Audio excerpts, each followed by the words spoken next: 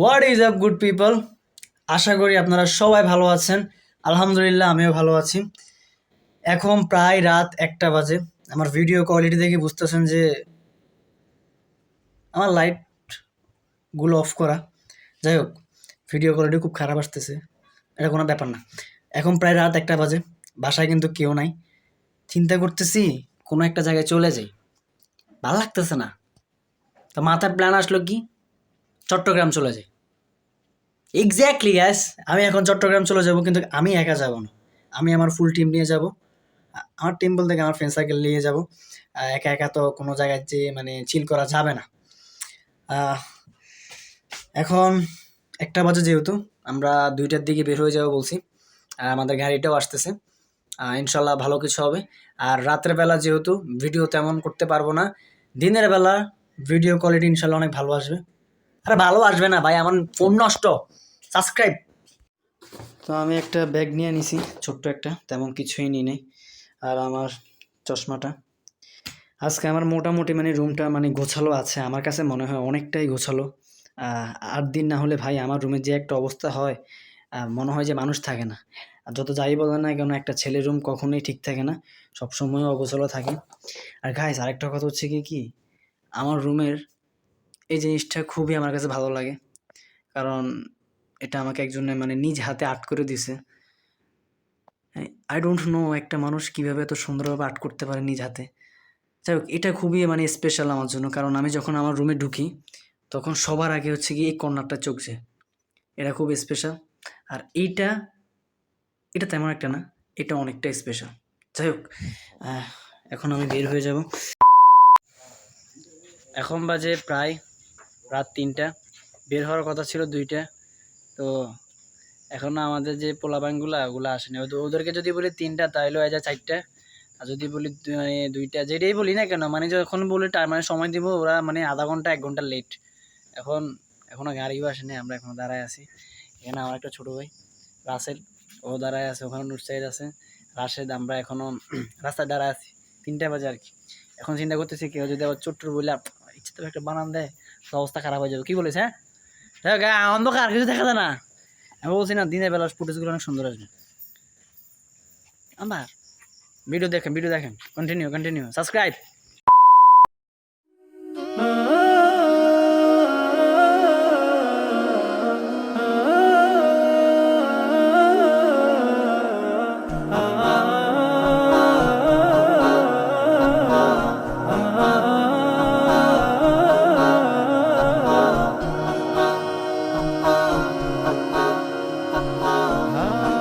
Noise, কারণ আমরা এখন হচ্ছে গিয়ে আমাদের গাড়ির গ্যাস নেওয়ার জন্য দাঁড়াইছি এখানে। পাশে অনেক নয়েজ দিতেছে। আর এখানে হচ্ছে গিয়ে আমাদের সব ভাই ব্রাদার। কি ভাই, তুই আর থেকে লম্বা হয়ে গেছিস নাকি? ওই আমার থেকে লম্বা হয়েছে, আমার থেকে মোটা হয়েছে অনেক বেশি। চাই গ্যাস নেওয়া ডান, এখন আমরা চলে যাবো।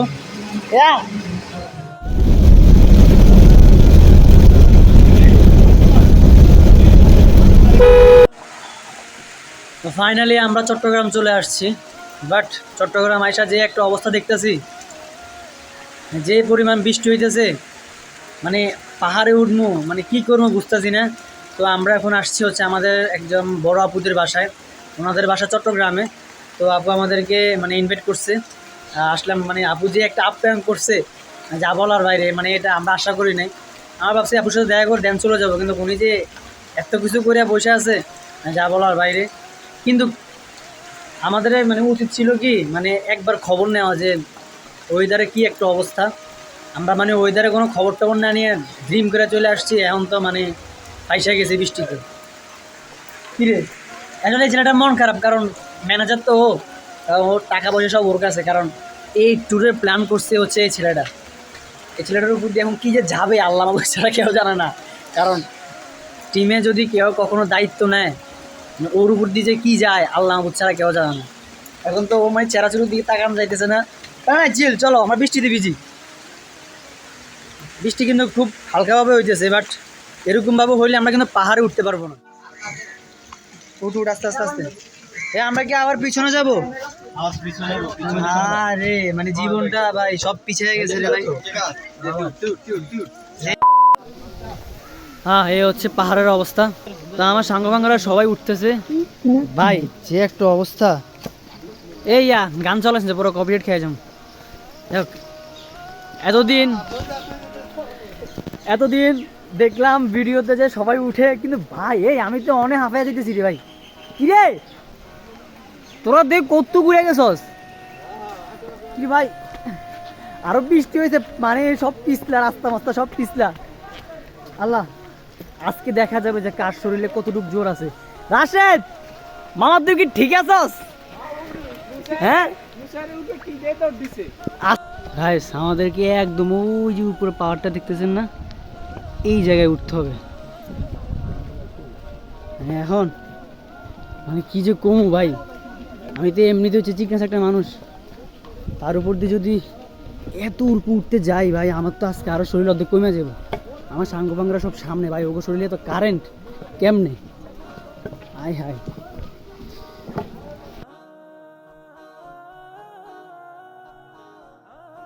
রিক্সের উপর আছি, কারণ আজকে বৃষ্টি হয়ে যে একটা অবস্থা, এই দেখেন মানে পা যদি একবার 19 থেকে 20 হয়ে একদম মনে করেন 10 টাকার উপর থেকে মাত্র তো শুরু করলাম।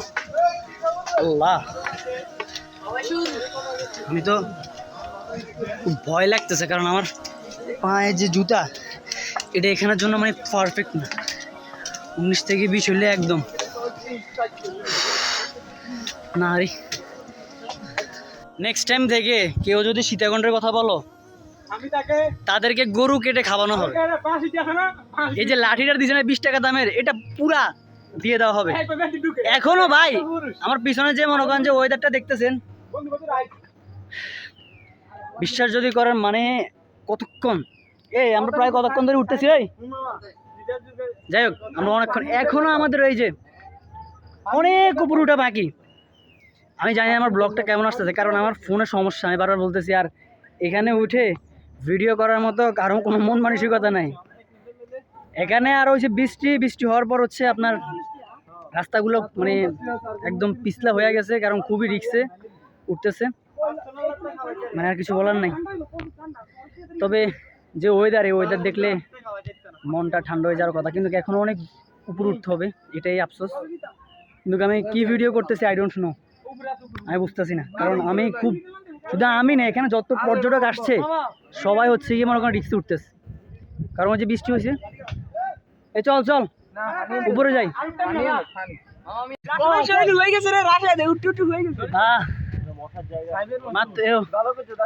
কত কয়টা লইব আনুমানিক?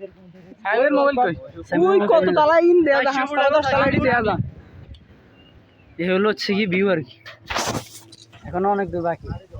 যাবি? হ্যাঁ যাবি? হ্যাঁ ইনশাআল্লাহ।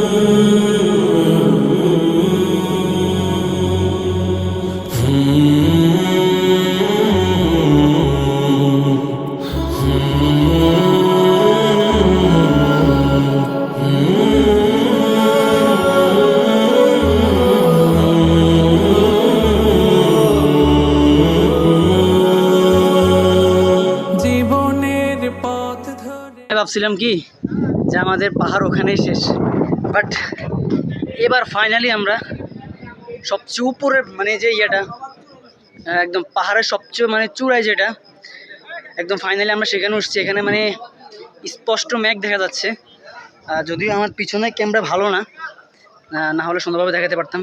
এই যে আমার পিছনে দেখতে পাচ্ছেন যে স্পষ্ট মেঘ দেখা যাচ্ছে। ভিডিও করছস? এখন পুরো অবস্থা, এখন ক্যামেরা হইলে তোর ক্যামেরা দিয়ে ভিডিও করলে শুয়ে তো এখান দিয়ে হচ্ছে আপনার নামার জায়গা।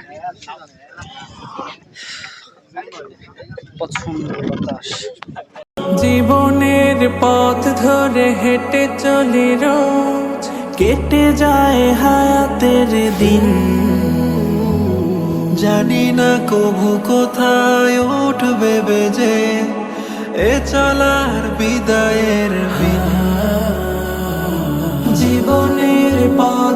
ধরে হেঁটে চলি রোজ, কেটে যায় হায়াতের দিন। জানি না কবু কোথায় উঠবে বেজে এ চলার বিদায়ের বিন। পরে রবে হৃদয়ের সাত রঙা ক্যানভাস। ভাই বিশ্বাস যদি করেন আমার পা কাঁপতেছে, মানে যে খাড়া, মানে আমরা এখন নামতেছি পাহাড় থেকে। আমি মনে করি কি ভাই, যারা একবার মানে এখানে আসবে নেক্সট টাইম মনে করেন যে না আমার জীবনও মুখে নিবে না। এত রিস্ক নিয়ে উঠা, এত রিস্ক নিয়ে নামা আসলে ইম্পসিবল।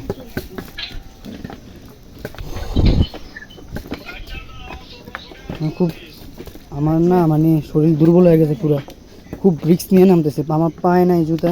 ধীরে ধীরে নামো, ধীরে ধীরে নামো।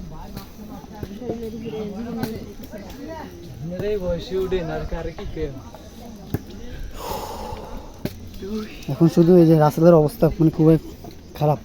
আমি জানি না যে কি ভিডিও করতেছি, কারণ আমি এখানে আইসা খুবই হতাশ। আমার রাশেদ মানে আমাদের সার্কেলের সবাই মানে আস্তে আস্তে নিচে নেমে গেছে, কারণ ওদের সবার পায়ে জুতা আছে, জুতা আছে, আর আমার আর রাশেদের পায়ে জুতা নাই। আমরা খুব মানে কি বলবো ভাই।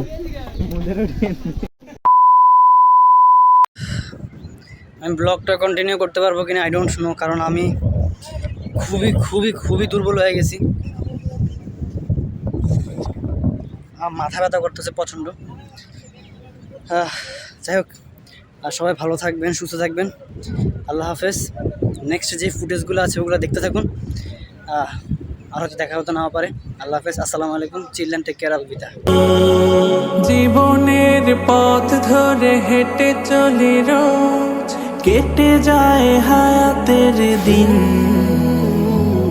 জানি না কবু কোথায় উঠবে বেজে এ চলার বিদায়ের বিন। জীবনের পথ ধরে হেঁটে চলি রোজ, কেটে যায় হায়াতের দিন। জানি না কবু কোথায় উঠবে বেজে